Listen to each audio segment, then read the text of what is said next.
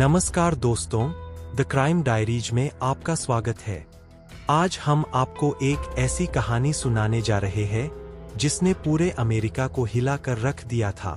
ये कहानी है रिचर्ड मैट और डेविड स्वेट की, जिन्होंने 2015 में न्यूयॉर्क की एक हाई सिक्योरिटी जेल से एक खतरनाक जेल ब्रेक किया था। ये जेल ब्रेक किसी फिल्म से कम नहीं था और ये कहानी आपको रोमांचित कर देगी। ये कहानी शुरू होती है जून 2015 में क्लिंटन करेक्शनल फैसिलिटी से, जो कि न्यूयॉर्क के डेनमोरा में स्थित एक हाई सिक्योरिटी जेल है।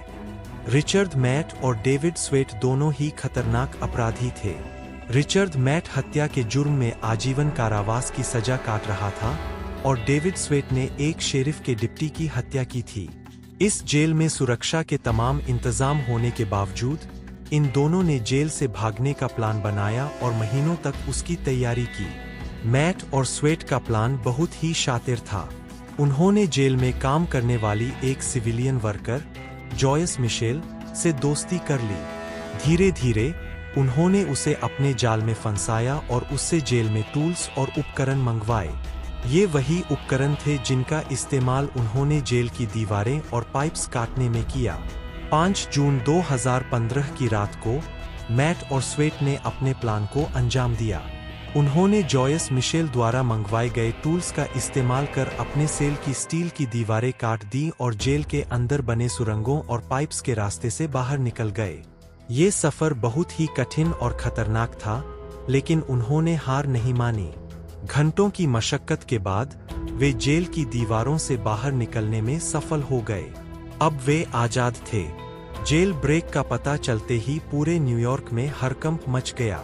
कानून प्रवर्तन की एक बड़ी टीम, 1300 से ज्यादा अधिकारी इन दोनों की तलाश में जुट गए। मैट और स्वेट 3 हफ्तों तक पुलिस को चकमा देते रहे और न्यूयॉर्क के घने जंगलों में छुपते रहे।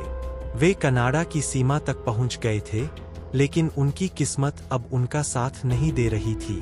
26 जून 2015 को रिचर्ड मैट का सफर खत्म हो गया। न्यूयॉर्क के मेलोन कस्बे के पास उसे देखा गया और पुलिस ने उसे गोली मार दी, जिससे उसकी मौत हो गई। इसके 2 दिन बाद डेविड स्वेट भी पकड़ा गया, जो कि कनाडा की सीमा से सिर्फ 2 मील की दूरी पर था। उसे भी गोली लगी, लेकिन वह जीवित बच गया। इस घटना ने सुरक्षा के तमाम इंतजामों पर सवाल खड़े कर दिए। जांच के दौरान पता चला कि जेल के अंदर कई सुरक्षा चूकें हुई थीं, जिनमें जॉयस मिशेल की भूमिका भी सामने आई। उसे भी गिरफ्तार कर लिया गया और उसके इस अपराध के लिए 7 साल तक की सजा सुनाई गई। रिचर्ड मैट और डेविड स्वेट की यह कहानी हमें यह सिखाती है कि कैसे सबसे सुरक्षित माने जाने वाले स्थान भी असुरक्षित हो सकते हैं। यह जेल ब्रेक इतिहास के सबसे खतरनाक और सुनियोजित जेल ब्रेक्स में से एक था, लेकिन आखिरकार कानून के हाथ बहुत लंबे होते हैं।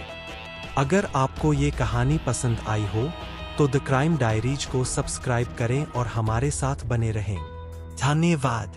अगर आपको ये वीडियो पसंद आया हो तो लाइक करें, कमेंट करें और बेल आइकॉन दबाएं ताकि आप हमारी अगली कहानी मिस न करें। तब तक के लिए सुरक्षित रहें और सतर्क रहें।